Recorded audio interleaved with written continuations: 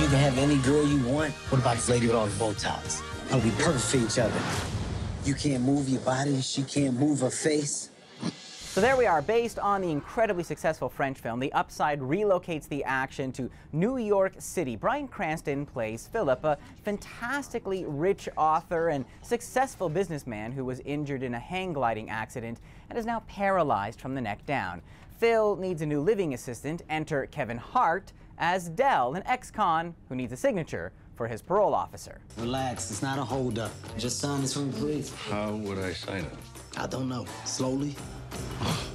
What, don't your arms work? They don't.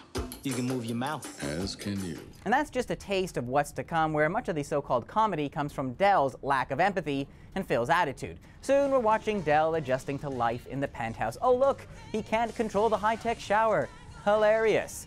Both characters have a lot to deal with. Dell is trying to stay out of prison and get on better terms with his ex-wife and son, while sullen Phil is still mooning over the wife he lost to cancer. But you'd think with Bryan Cranston and Kevin Hart, there would be chemistry. I mean, these are two of the most entertaining actors working today. So let's watch as Dell interrupts Phil's opera music marathon, because all rich people love opera, to put on the Queen of Soul. Why can't we listen to Aretha? You want to feed your soul? Then listen to its queen. Think about it. Yeah. You better think about what you're trying to do to me. Think. It's amazing, ain't it? I sound just like her. Yeah. When I close my eyes, which I needed to, it's uncanny. Not exactly sparks there. But here's the thing. The Upside is supposed to show us another side of Kevin Hart, maybe to help Hart move on from his Oscar hosting stumble. Last month, when some homophobic tweets and jokes from Hart's past resurfaced, Hart refused to apologize and eventually parted ways with the show. Recently, he was on Ellen, where she was complimenting him on his acting ability and the different layers he shows in this film. Well, let's take a look at this scene where Dell is learning Phil's morning routine. I'll show you how to get Mr. Lacoste ready for the day. If you're not too busy. Nah, me and Mags got this. Get to show him my sensitive side. It's best viewed unclothed and from behind. And that's just the warm-up for this scene where he learns how to replace the catheter. Have you ever changed a catheter? No. Pinch the head, insert. I can't feel it. Oh, well, I can. Yep, we have a film where part of the comedy is Dell being terrified to touch a man's penis to the point where he can't even say the word.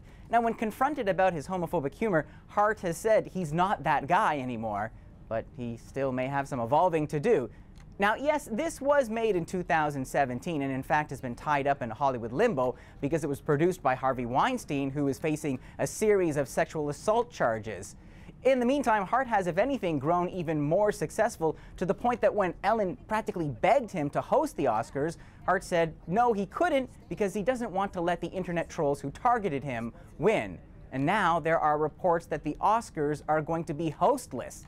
The last time that happened, well, just Google Rob Lowe, Snow White.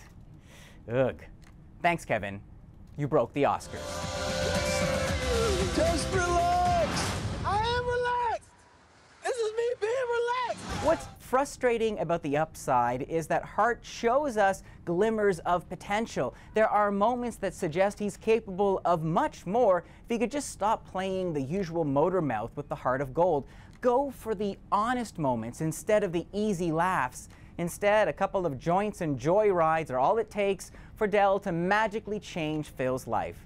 Too bad in real life, the learning curve is a little steeper. 2.5 stars out of 5. Eli Glasser, CBC News, Toronto.